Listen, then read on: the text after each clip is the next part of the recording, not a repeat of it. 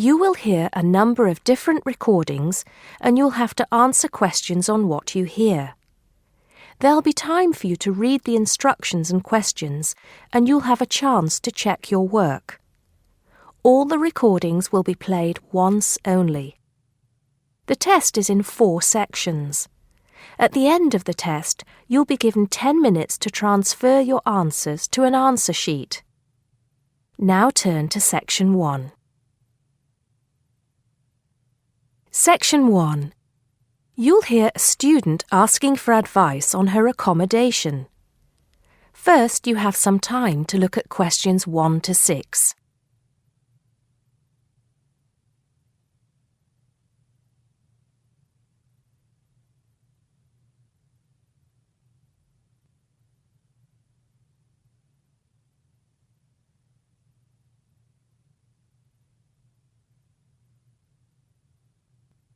Now we shall begin.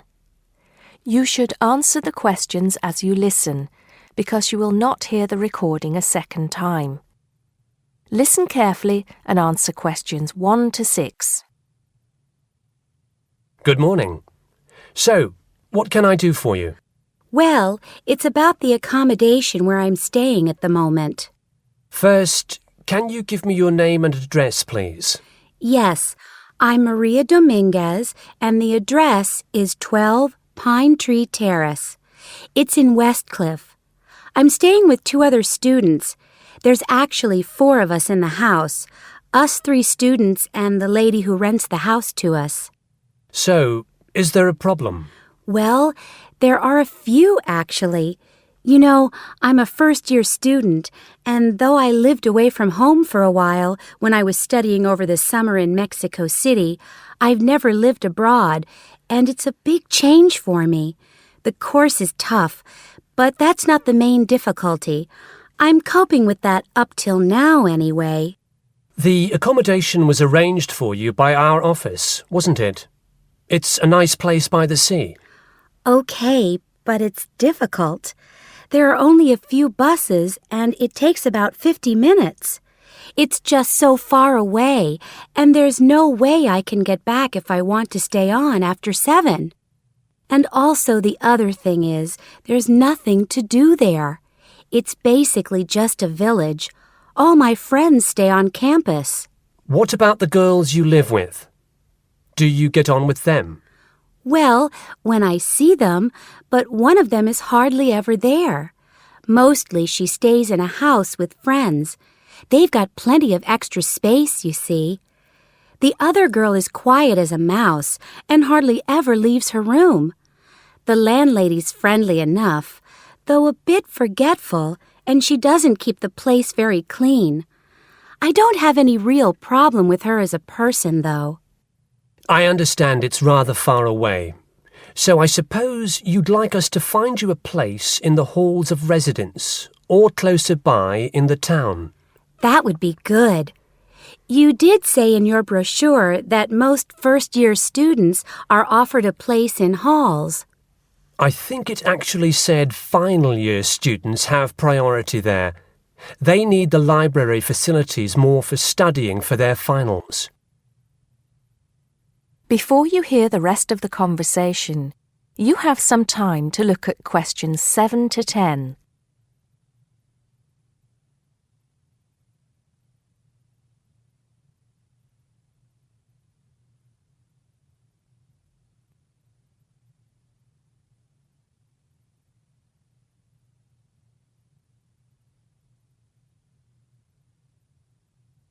Now listen and answer questions 7 to 10. Anyway, let's see what we can do. Just a moment, I'll check what might be free. Sometimes students drop out or move from halls, though we were full at the beginning of term. By the way, have you checked the student notice boards? You know there's one in each of the 4 colleges, don't you? There are often requests for people to share houses, and it can be quite cheap. No, I hadn't thought of that, but it's a bit of a risk living with complete strangers. Now, I see there's a room free in Hillside College. That's the one with the tall tower, right? That's it. It's the smallest college and has a reputation for being quite fun. Oh, but it's a shared room. Would you consider that? That's going to be a problem for studying, isn't it? What if she plays music all the time, and maybe we won't have anything in common? Maria, I see you're studying history. So is this girl, Francesca. She's Italian. Well, at the moment I'm doing the General Humanities course, which includes history, but actually I'm planning to change to literature quite soon. That's not the thing, though. I really want a room on my own. Right. I'm afraid I don't see any other openings. There's nothing showing up on the computer, at least on campus. Well, if I have to stay where I am now, I'm going to find it more and more depressing. Here's one more thing we can try. The university owns several places on the Thanet Road and also by the West train station. Both of these are about a 20-minute walk down the hill. They're not the newest of buildings, but I could check for you. Can you come back tomorrow? Oh, no, that's Saturday. What about Monday? Yes, sure. I'd really appreciate it if you could do something for me. Let's hope so. That is the end of section 1. You now have half a minute to check your answers.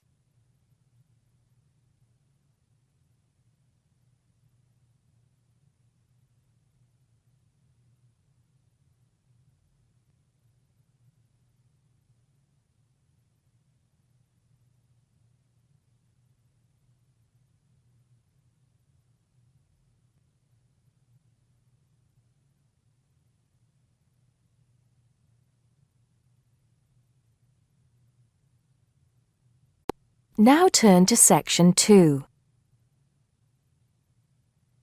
Section 2. You'll hear a man talking about living and working on Trinidad. First, you have some time to look at questions 11 to 15.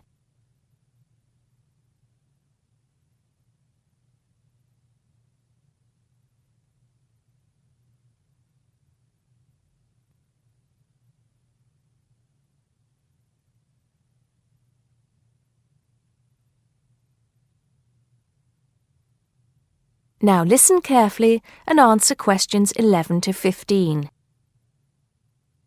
Hi, I'm Steve Pinfold, and I'm here today to tell you about my gap year, which I took about 20 years ago.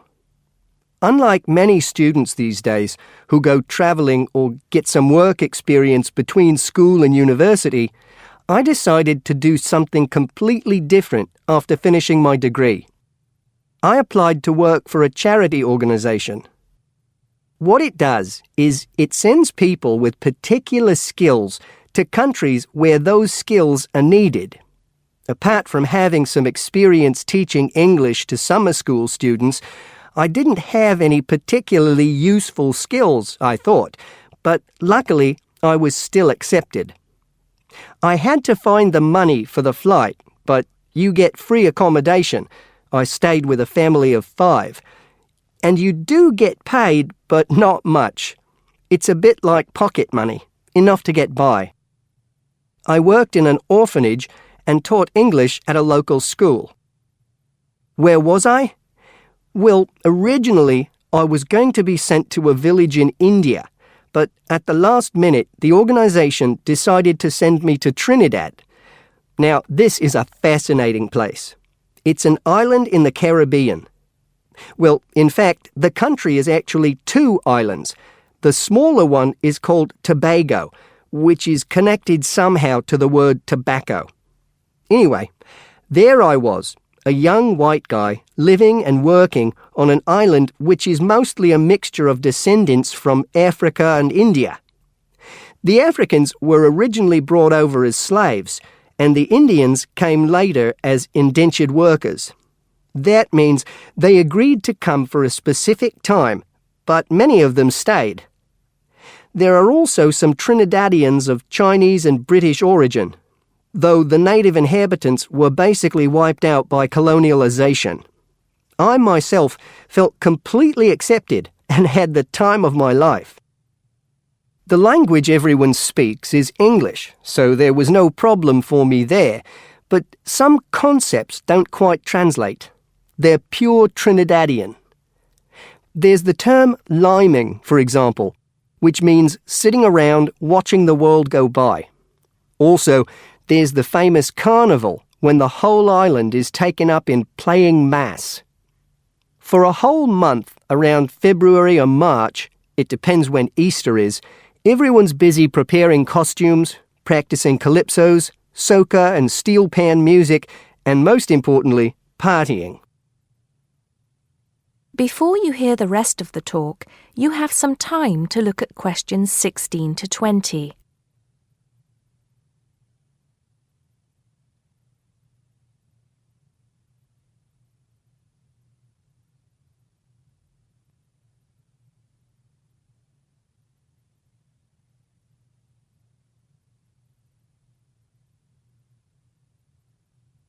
Now listen and answer questions 16 to 20.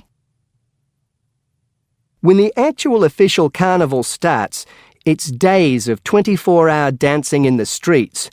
In Trinidad, it's called whining. You've probably seen this sort of thing on TV, in the more famous carnival in Rio, or even at the Notting Hill Carnival in London. Many people joined bands, each one of which has a theme.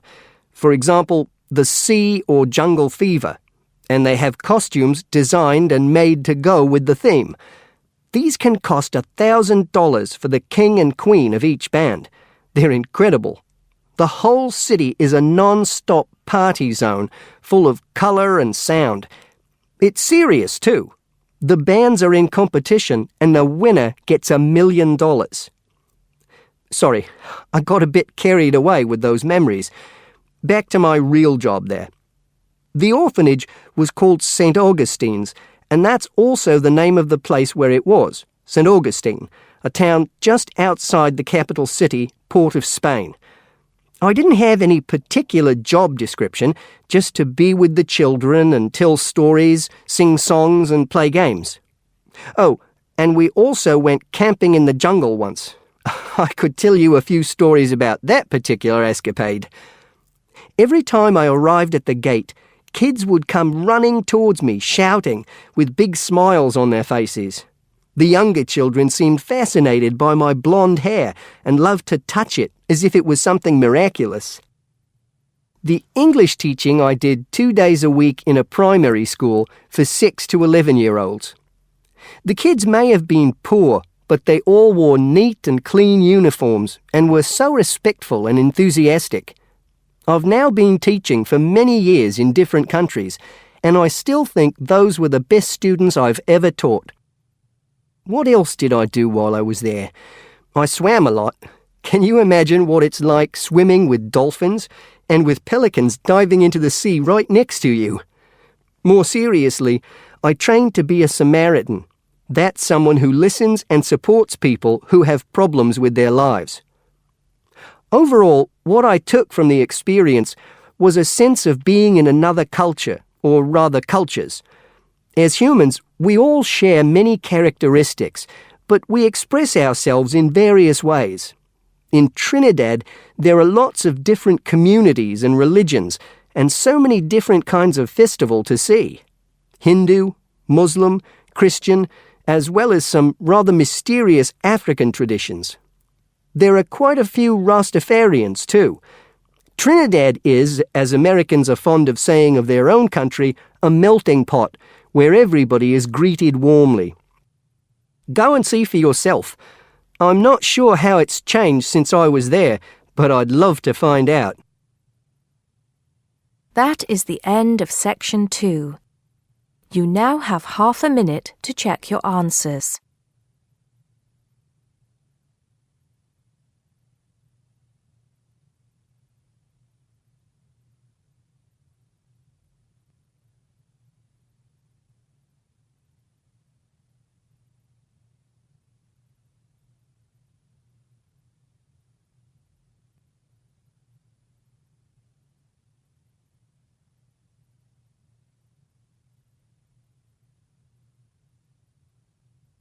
Now turn to Section 3. Section 3. You'll hear two students talking about different aspects of their university.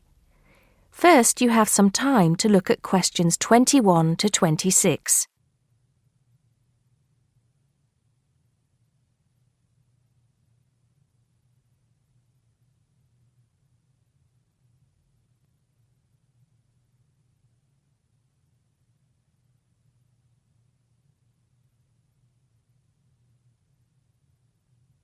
Now listen carefully and answer questions 21 to 26. Great party last night. You should have come. But anyway, so what have we got to do here?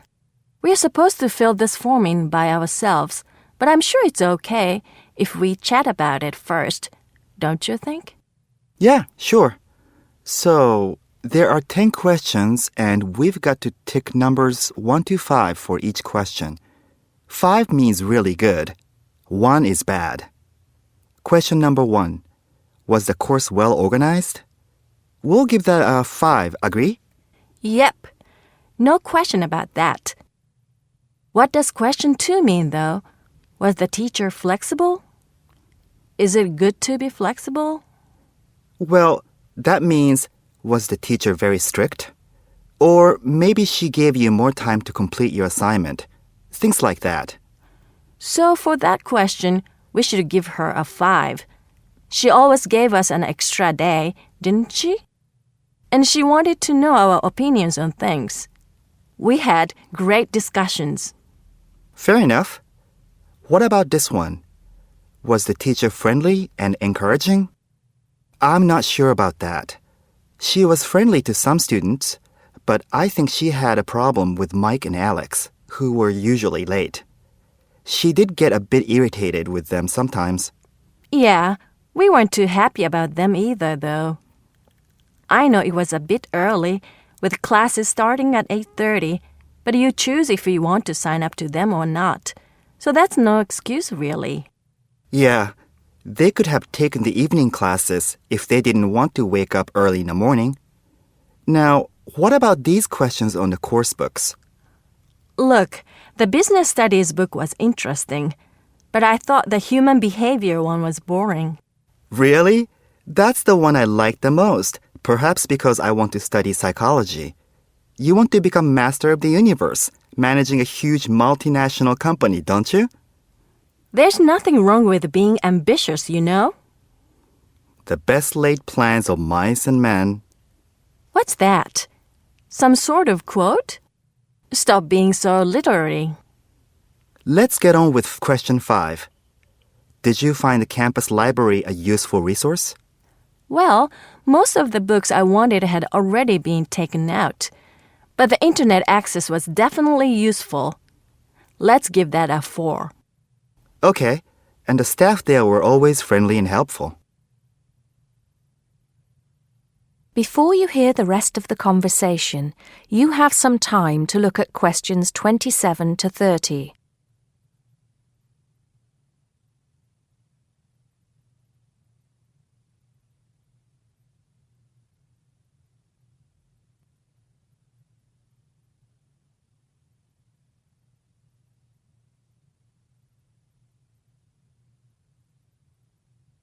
Now listen and answer questions 27 to 30. Now, what's this? You know, they keep going on at us about how we don't use the off-campus library enough.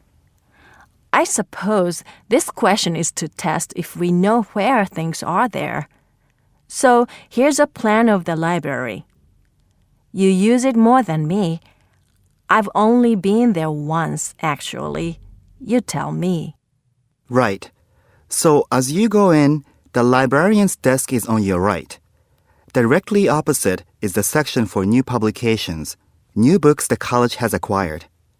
Some of them are actually written by our own teachers, interestingly enough. Then there's lots of seating and the computers. Behind that, we've got the periodicals, newspapers and magazines. And that's before the reference section. You know, with the books you can't take out. Dictionaries and encyclopedias? That sort of stuff. Now, I do know where the management section is. It's right at the end on the left, isn't it? Just before the stairs up to the lecture theater. No. Sorry. Management and business studies, along with marketing, are all, as you said, at the back, but on the right. Oh, so what's on the left then? That's the fiction section, or literature. Now, if you want to photocopy something, where do you go? I think I remember. Isn't it one of the rooms after the entrance on the right? Yeah. It's between the multimedia room and the seminar room. They're all behind the librarian's desk. What about the toilets? For those, you have to go downstairs. That's where the computer studies section is too, for some reason. Let's get on with the next question. That is the end of section 3. You now have half a minute to check your answers.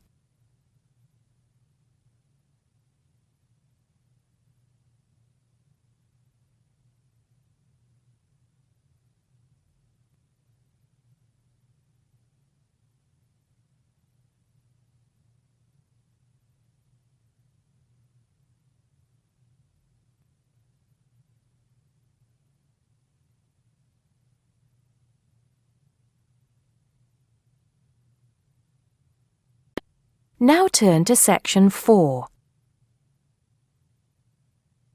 Section 4. You'll hear a lecturer talking to students about sport in Ireland.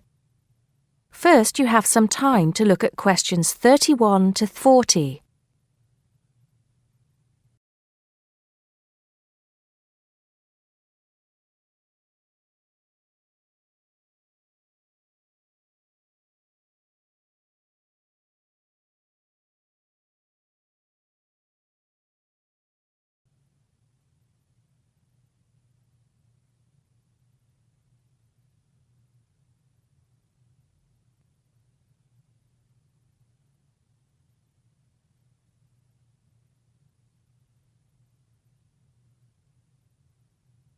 Now listen carefully and answer questions 31 to 33.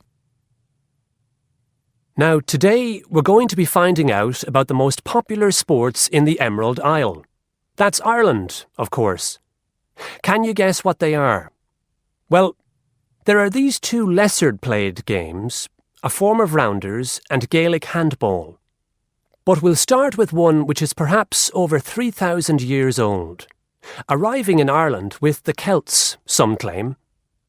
That may be a slight exaggeration, but I consider it to be the fastest field game in the world, and it goes by the name of hurling. Well, that's what it's known as in the English-speaking world anyway. So, what do you have to do? You've got 15 players on a team, one of them the goalkeeper. Each one has a stick called a hurley. Here you are. I've brought mine along. Had it since I was at school. This is what it looks like, and basically you have to get this ball, called a sliotar, that's S-L-I-O-T-A-R, so it's not spelt the way it's pronounced. You hit it into the net for 3 points, or you can hit it over the net for 1 point. The goal looks like the letter H, with the net under the crossbar. The goalie has a bigger stick than the others to help keep the ball out. You can also catch the sliotar and run with it for 4 steps maximum, or bounce it on your stick. Is that clear to you all? I'll be showing you a video a bit later, so you can see what a game actually looks like. You might like to think of it as a mixture of lacrosse, hockey, and baseball. Oh, and it's played by women too, but it goes by the name of camogie in that case. I'll give you a bit of the history, shall I now? Generally, the golden age of the game is considered to be the 18th century, but systematic rules were first agreed and drawn up at that great shrine of learning, Trinity College, Dublin, in 1879, founding the Irish Hurling Union. closely followed just a few years later by the formation of the Gaelic Athletics Association. With greater organisation last century, the All-Ireland Hurling Championship got off to a flying start, and I'm proud to say that my own native city of Cork has won more than 20 titles over the years. But then, so have Kilkenny and Tipperary. Is it only played in Ireland? No. Well, it is the only country with a national team at the moment, but you may be surprised to discover there are hurling clubs in London, as well as in America and Argentina, to name just a few. The other game I'd like to take a little time to introduce you to is Gaelic football, which is played on the same pitch as hurling with the same number of players, but there's no net. You just have to get the ball over your opponent's goalposts, and you can do that by kicking or punching the ball. However, you're not supposed to do that to the players, I might add. Imagine it as a combination of soccer and basketball. But in my opinion, it's a more exciting spectacle than either of those. Excuse my bias, if you will. It's also very popular with women. In fact, there are more women's teams than for any other sport. Whether despite or because of the physical contact involved, I wouldn't like to say. They do play a shorter game, 60 minutes, rather than the men's 70. So, let's have a look. If we can have the lights down, I'll see if I can get this technology to work. That is the end of section 4. You now have half a minute to check your answers.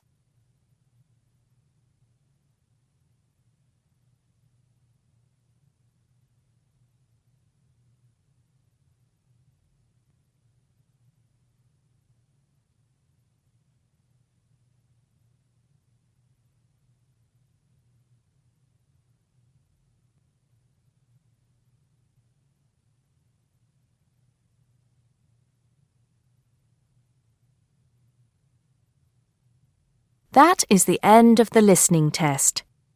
You now have 10 minutes to transfer your answers to the listening answer sheet.